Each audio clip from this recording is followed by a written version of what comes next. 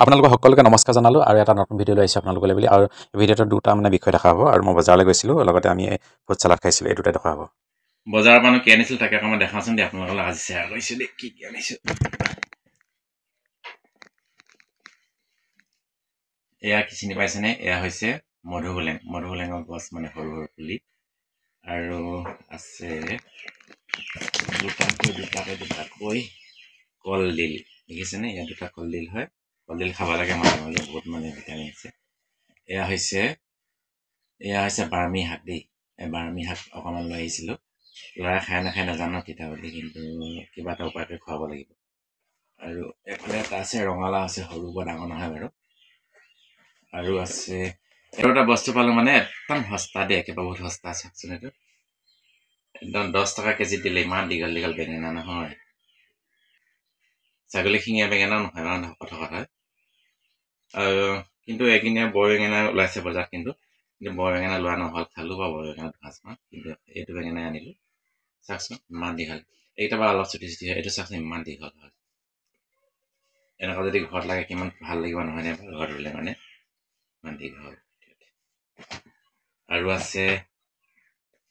আৰু এটা আছে দেখাওঁচোন আপোনালোকক এই দেখাই দিম আৰু কিন্তু লাজ কৰিম কচুশাক এমুঠি আনিছিলোঁ এতিয়া কচুশাক খাবলৈ যথেষ্ট মিঠা লাগে দেই কচুশাক মানে যথেষ্ট মিঠা লাগে মানে সোৱাদ হয় মানে এতিয়া যিহেতু বাৰিষা কাল নহয় ন অফ ছিজন শুকান ছিজন হয় সেয়েহে মানে খৰালিত খাই বহুত ভাল লাগে নদী কাষৰবিলাকত খাই বহুত ভাল লাগে ইয়াত অৱশ্যে মধুসোলেং অনা আছে মধুসোলেং বা এনেকুৱা ধৰণৰ টেঙা খাই বেছি ভাল লাগিব তাতে মাছৰ মাথা বা শুকান মাছ এইবোৰ দিও খাই ভাল লাগে এতিয়া আমাৰ ৰান্ধনীয়ে বাৰু কি দিব নাই নাজানো লৈহে আহিছোঁ আৰু এইকেইটাই আনিছোঁ মানে প্ৰায় বজাৰলৈ গৈ থকা হয় সদায় আৰু সেয়ে মানে বেছি অনা নাই বেয়া হৈ যায় আৰু বেয়া হৈ গ'লে মানুহগৰাকীয়ে গালি পায় কেতিয়াবা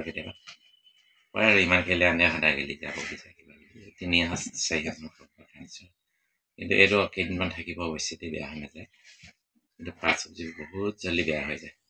ইতিমধ্যে আমাৰ ঘৰলৈ মানে অনা শাক পাচলিখিনি দেখুওৱা হৈ গ'ল কিন্তু মই এতিয়া অন্য এটা মানে বস্তুহে দেখাম বুলি ভাবিছোঁ আৰু এইটো ৰেচিপি নহয় একচুৱেলি এয়া ফুড চালাড আছিলে ফুড চালাড কেনেকৈ বনোৱা হৈছিল তাকে অকণমান দেখাম বুলি ভাবিছোঁ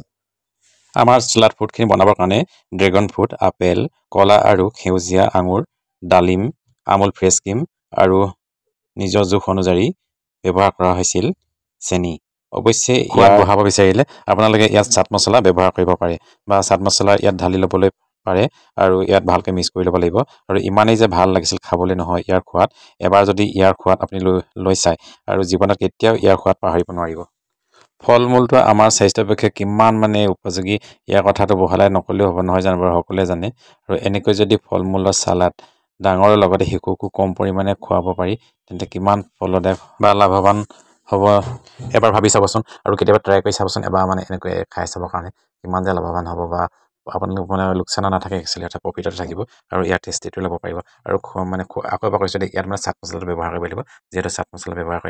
নকৰিলে খাই ভাল নালাগিব আৰু লগতে আমুল ফ্ৰেছ ক্ৰীম বা যিকোনো ফ্ৰেছ ক্ৰীম দিব পাৰে কিন্তু বিশেষকৈ আমি সকলোৱে জানো আমুলৰ ফ্ৰেছ ক্ৰীমটো ভাল বুলি নহয় জানো বাৰু সেই আমুল ফ্ৰেছ ক্ৰীম দি চাব পাৰে আৰু খাই কিমান যে তৃপ্তি লাগিছিল নহয় আকৌ এবাৰ মানে নকৰি নোৱাৰিছোঁ দেই আমাৰ এই ফ্ৰুট চালাডখিনিত ডালিম ব্যৱহাৰ কৰিছে দেখিছোঁ মই ডালিমখিনি ফুটিয়াই আছে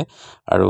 ডালিমত যিহেতু ভিটামিন বেছি আছে সেই ডালিমো ব্যৱহাৰ কৰা হৈছে ইয়াতে আৰু আমুল ফ্ৰেছ ক্ৰীম দিয়া হৈছে দেই আকৌ এবাৰ ক'লোঁ আমুল ফ্ৰেছ ক্ৰীম দিবলৈ নাপাৰিব আপোনালোকে আৰু নিজৰ জোখমতে মানে নিজৰ জোখ অনুযায়ী মানে চেনি দিব চেনিটো দিবই লাগিব অকণমান নহ'লে ইয়াৰ সোৱাদটো নুঠিব আৰু লগতে চালাড মছলাটো দিবই লাগিব কম্পালচৰি যদিহে চালাড মছলা নিদিয়ে আপোনালোকে মানে ক'লা নিমখো ব্যৱহাৰ কৰিব পাৰে দেই এইটো এটা মানে মই কৈ থৈছোঁ বাৰু এইখিনিতে ক'লা নিমখো দি মানে আপোনালোকে খাই চাব পাৰে ক'লা নিমখ দিলে খাবলৈ বেয়া নালাগে বাৰু কিন্তু চাট মছলা দিলে খাই বেছি অতিকৈ খাই ভাল লাগে আজি মোৰ এই দুয়োটা ভিডিঅ' চাই কেনেকুৱা লাগিলে কমেণ্ট কৰি জনাবচোন আৰু লগতে ভাল লাগিলে এটা লাইক কমেণ্ট শ্বেয়াৰ কৰি দিবলৈ নাপাহৰিব আৰু লগতে নতুনকৈ যদি চাই আছে তেনেকৈ আপোনালোকে মোৰ ফেচবুকৰ পেজখন এবাৰ ফ'ল' কৰি দিবলৈ নাপাহৰিব আৰু লগতে ইউটিউবৰ চেনেলটো ছাবস্ক্ৰাইব কৰি দিব বুলি আশা কৰিলোঁ আৰু ভিডিঅ'টো ইমানতে মানে শেষ কৰিব বিচাৰিছোঁ এটা নতুন ভিডিঅ'ত পুনৰ লগ পোৱাৰ আশাৰে আজিলৈ আহিছোঁ সকলোৰে মংগল কামনা কৰি